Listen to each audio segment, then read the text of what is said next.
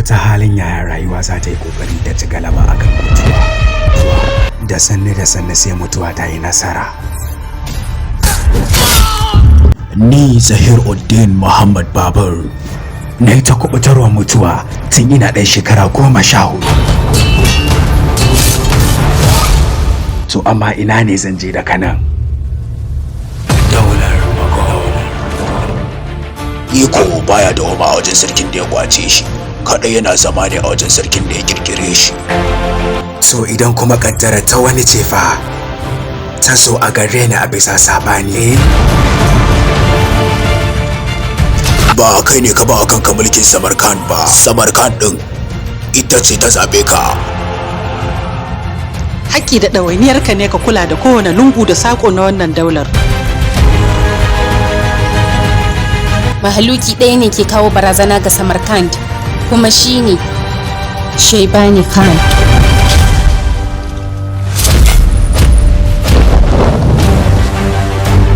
Ko ba da tsanani na makirce Shaybani Khan ya wuce karfin tunanin maƙiyansa.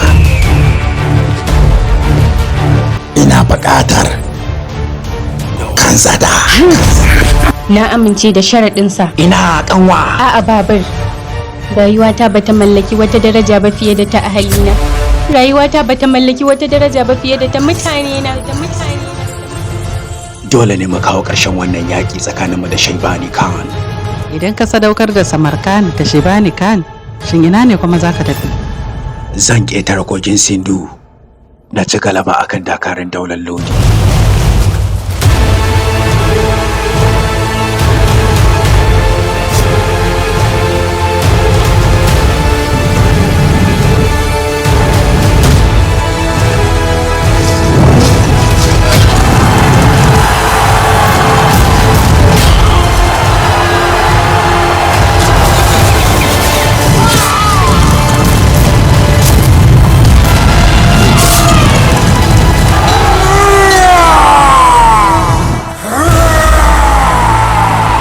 Daular Mughal.